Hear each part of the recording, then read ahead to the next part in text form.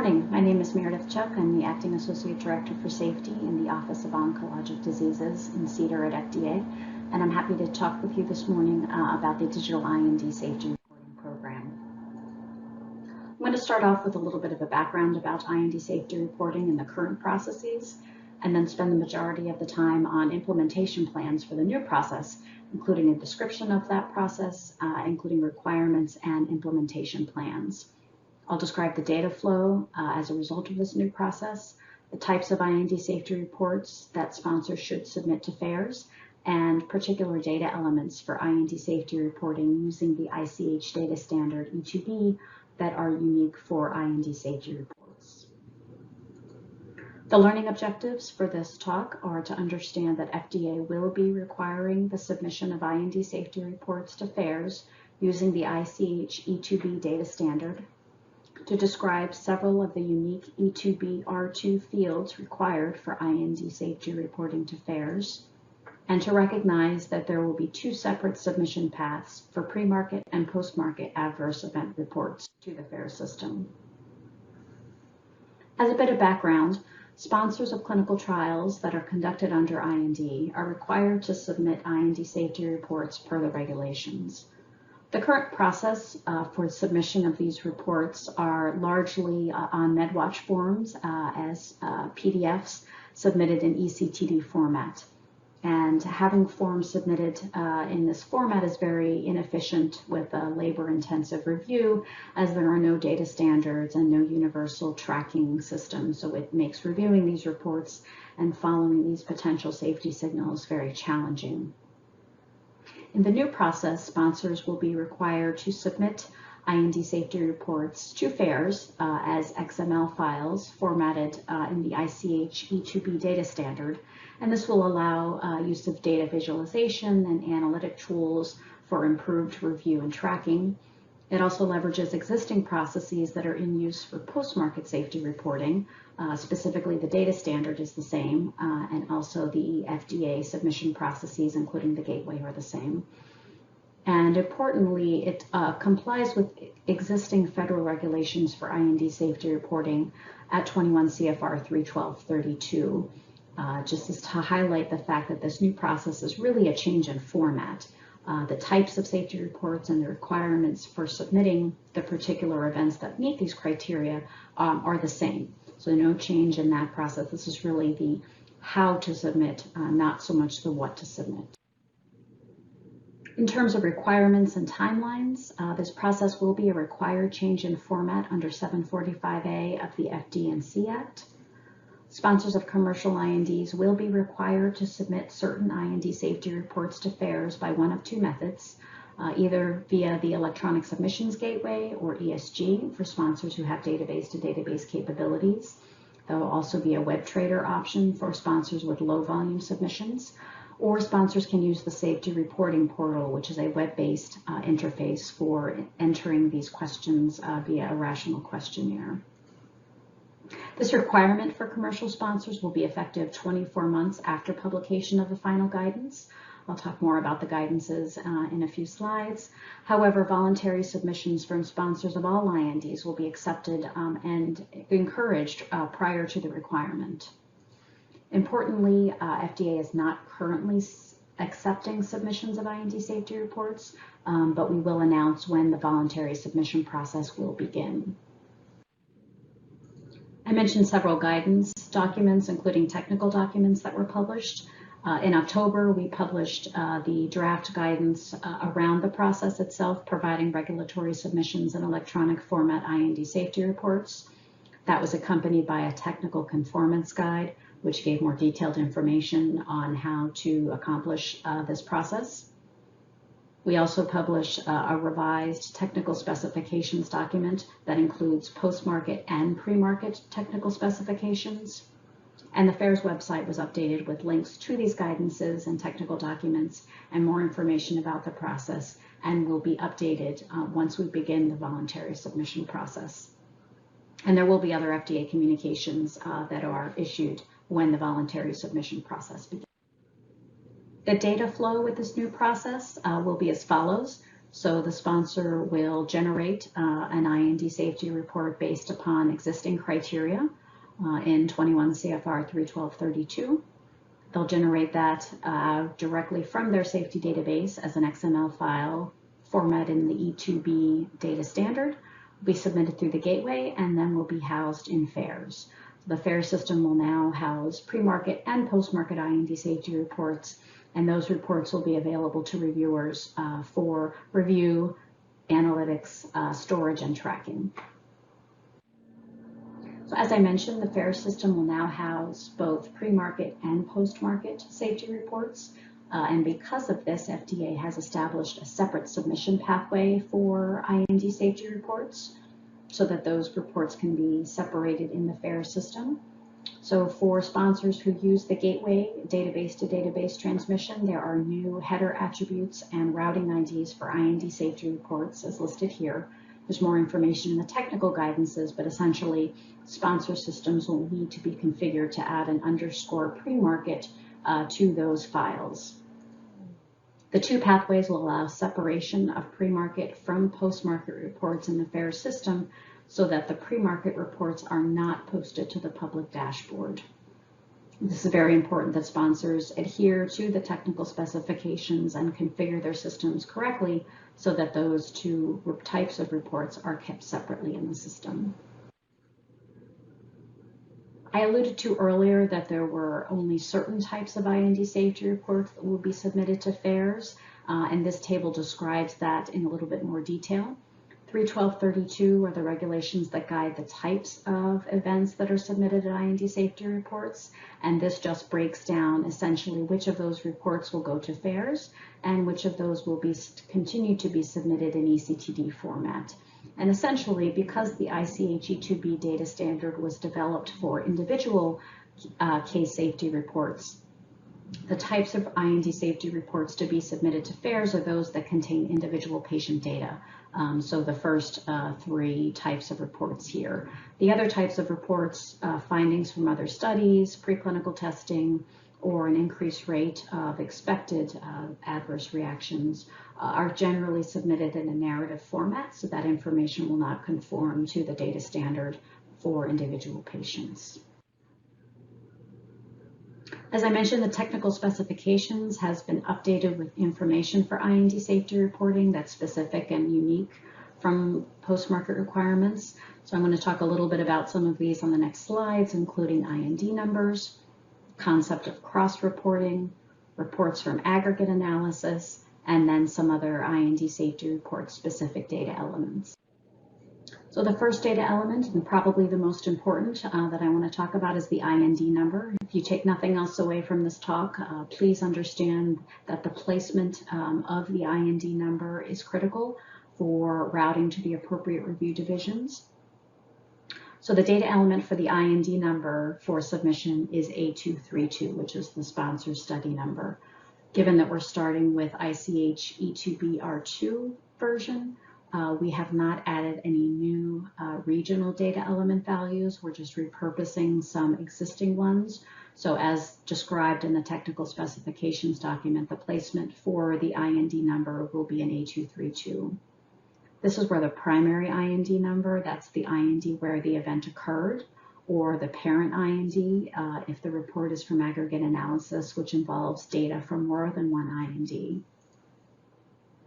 I'll talk about this a little bit more on the next slide, but any cross-reported IND should also be placed in that report rather than separate reports being submitted as is currently done. And again, as I mentioned, this is probably one of the most critical elements to understand about placement of the IND number, because that will be required for processing, and that is the mechanism by which we will route these reports to the appropriate FDA review division. So next I'd like to talk about cross-reporting, which is a concept that is unique to IND safety reports. So as described in our 2012 final guidance on IND safety reporting, sponsors should submit IND safety reports to all INDs where they're evaluating the drug. However, in order to avoid duplicate reports submitted to FAERS, all relevant IND numbers will be listed in the same report. So again, only one IND safety report should be submitted to FAERS per event. The primary IND, again, where the event occurred, or the parent, if it's from an aggregate analysis, should be listed in the first A232 field. Any IND numbers for cross-reported INDs will then replace in a repeated A2 block using a new data element value 5 for cross-reported IND safety reports as many times as needed for cross-reported INDs. So if a sponsor is evaluating a drug in 15 INDs, they'll submit one report with the first A232 for the IND where the event occurred, and the other 14 INDs then listed in repeated block A2. And again, this is described in much more detail in the technical conformance guide and technical specifications document, but I just wanted to introduce the concept. Next, I'll describe reports from aggregate analysis. These are required IND safety reports for events that are anticipated for the population. So in order to make an adequate causality assessment, sponsors will need to do aggregate analysis, which is usually across a development program and may cross INDs. So there's a new data element value that we've listed for reports from aggregate analysis, number 4 under A233. So again, this is described more in the technical conformance guide, but sponsors will submit one report describing the event and drug information, and then link each of those individual cases that made up the aggregate analysis with data element A112. Some other IND safety report specific data elements are the 7-day expedited report. The 7-day report is not a concept in post-market reporting, so we added a new data element value to A233, which is 6 for the 7-day report. Causality information is a required element for IND safety reporting, so there is some specifications for the B4K18 block. For drug assessment source, sponsors should denote whether it is the sponsor assessment, which is required, or the investigator assessment, which is allowed. The drug assessment method should be specified as FDA, and the drug result, the code list value of 1 for suspected or 2 for not suspected, should be used to convey causality information. Drug product information is obviously similar to post-market, though there are some challenges with pre-market drugs which may not have established names. If the drug does have an established name, sponsors should use the INN or USAN name, but sponsors should use the company code if there's no established name with multi-ingredient products, or if the name exceeds the established E2B character length limitation. If any of those second parts are applicable, the sponsor should submit drug naming information to the IND prior to submitting IND safety reports to FAERS, and instructions for doing so are contained within the guidance. So clearly this new process has benefits to FDA with efficiency gains in review and tracking, but there are also similar benefits to industry. Industry will gain efficiencies in processing and submission, as this will be direct electronic submission to FDA from pharmacovigilance systems without a requirement for 1571 or cover letter, and this process eliminates the need to send duplicate reports. The E2B data standard provides a more comprehensive and structured format than the MedWatch form, and this format of submission is consistent with submissions for NDA and BLA submissions and ex-US submissions in the pre- and post-market arena.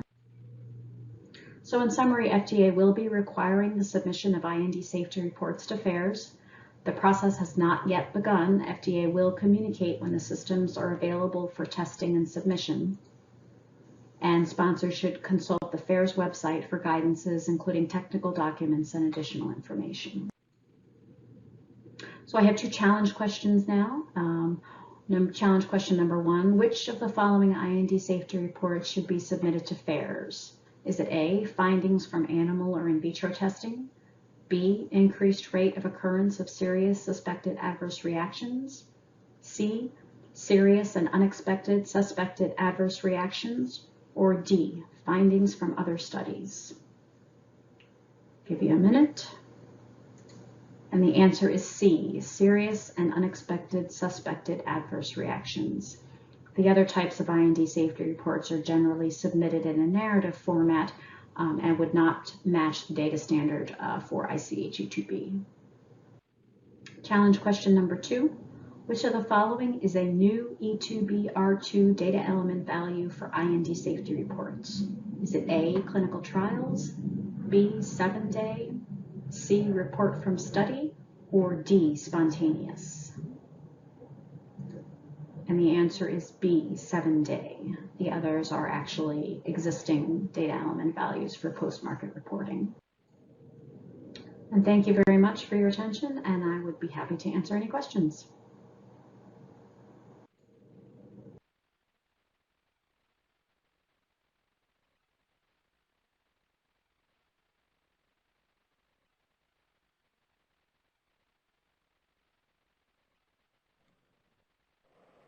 Thank you so much, Dr. Chuk, for your presentation and agreeing to take questions. So for our audience, please go ahead and type your questions into the chat pod, and we've received so many already, so we'll go ahead and get started. So our first question is they want to know, does FDA, can the public access IND reports from pre-marketing? So can IND reports from pre-marketing be accessed by the public? Hi, thanks for the question. This is Meredith Chuk. That's a great question, and the answer is no. So as Saranjan had mentioned previously, the post-market reports are available via the public dashboard, but we have created a separate submission path for IND safety reports to FAERS. So reports that are submitted through that separate IND or pre-market pathway will not be posted to the public dashboard, and that was the reason for creating a separate submission pathway. Okay, great. Thank you. And for the 7-day, when is the 7-day report required? So the 7-day report is a requirement for an IND safety report with particular characteristics such as severe and life-threatening, serious, unexpected, and suspected adverse reactions. And that timing is just different. There's not and the reason that we have a new data element value is the concept of 7-day reports doesn't exist in post-market. That's part of the IND safety report regulations. Great, thank you. So our next question is, will a CRO be able to submit an ICSR on behalf of a sponsor? Yes, that will be allowed, and we'll just follow the routine transfer of obligations documents that are submitted for other IND responsibilities that are transferred to other entities. Okay, great. And our next question, what if the sponsor is not the primary IND holder, such as for an investigator-sponsored trial?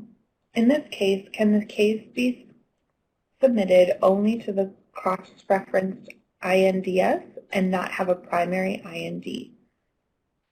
Right, so this is a good question. So if an event that occurs on a trial conducted under IND from a sponsor investigator is then reported to the commercial sponsor, if that report meets criteria for IND safety reporting, the commercial sponsor can then submit that to their parent IND. So again, they would not have the IND under which the event occurred. It was not their IND, but when they are made aware of that event, they can submit it to their parent IND, which is generally the first IND where investigations began in the U.S. with the product, and is often the IND with the lowest number. Great, thank you. And our next question is, will FDA mitigate retrospective SAE data from clinical trials into FAERS? No, at this point, there's no plan to migrate any previously submitted IND safety reports to FAERS. Okay, great. And will FDA, our next question, will FDA develop some edit checks to ensure that the reports are sent to the correct pathways? Right, so we are developing some of these, and those will be listed in published documents as well. So there will be some checks, but really it is the responsibility of the sponsor to configure systems appropriately. But there will be some checks that FDA will implement to catch any errors. But again, those will be up to the sponsor to configure their systems and to populate the correct data elements for the IND safety report so that those error checks that we implement can actually catch them should they be submitted inappropriately to the post-market. All right, great. And we have another question about the day's report. So is the 15-day IND report also expected to be exchanged via E2B? Right, so the requirement for both the 7-day and the 15-day reports for commercial sponsors for the types of IND safety reports that we discussed that fit the E2B data standard, the individual case safety reports. So both the 15 and the 7-day reports will be submitted to FAERS via the pre-market pathway. Great, thank you. You mentioned findings from other studies should not be reported. However, if you have a suspected unexpected serious adverse event reaction, SUSAR, for an ex-US study for which there is an active IND, should this be reported? Yes, that can be submitted to the appropriate IND. The findings from other studies category is often or can be reports from either multiple studies or an analysis of data that would not necessarily fit the standard that doesn't include individual patient data. So that was the reason for saying that those reports would continue to go to ECTD. But if it is an individual case safety report that fits that data standard as a serious unexpected suspected adverse reaction, that absolutely can and should be submitted to FAERS. Great, thank you, Dr. Chuk. We have more questions for you coming up. So another one is, what are IND safety reports from aggregate analysis? So these are reports that are required under 21 CFR 312.32, and they're generally reports that are anticipated for the population. So these are types of events that would happen with a patient with a particular disease, regardless of whether or not they received the drug or not. So in order to really ascertain whether or not there is a reasonable possibility that the drug caused the event, sponsors will have to conduct aggregate analyses, usually across their development programs, and that usually crosses more than one IND. So that information should be submitted, and there is some text that goes along with that analysis that will be submitted to the parent IND because the analysis took into account patients from across INDs. So those types of reports will be submitted to FAERS, and there's more description in the technical conformance guide about where to put the analysis and how to link those individual reports that made up that analysis. Great, thank you. So another question, does this process apply to CDER as well? Yes, it does. So this process will also apply to IND safety reports for CDER products. Great. All right, another question. So once a report is submitted, will the sponsor have an opportunity to correct an error submitted erroneously to FAERS? So there will be the option to nullify reports as is done in post-market reporting. So if the entire report was submitted in error, they can do that. Or if there just needs to be an update to an existing report, a follow-up can be submitted. Okay, great. Can the suspected unexpected serious adverse event reaction and analysis of similar events be PDF together and submitted as a single document? So sponsors are encouraged to generate narratives that fit within the E2B character limitation, which was previously mentioned as 20,000 for the version R2. It will increase for R3. If necessary, there's the ability to attach a PDF for things like additional information, autopsy reports, and such. There are other specifications in the document about where to place the analysis of similar events in a separate field from the general patient narrative. But the goal and the benefits of having these unstructured data elements is to fit all the information, if possible, into the actual XML file, and only submit an extra PDFs as needed for things like literature articles and autopsy reports or biopsy reports or things that could not itself be submitted within the XML file. Great, thank you. All right, can you please explain how to report the suspected unexpected serious adverse event reactions for combination therapies, one of which is investigational product and the other one is a marketed product?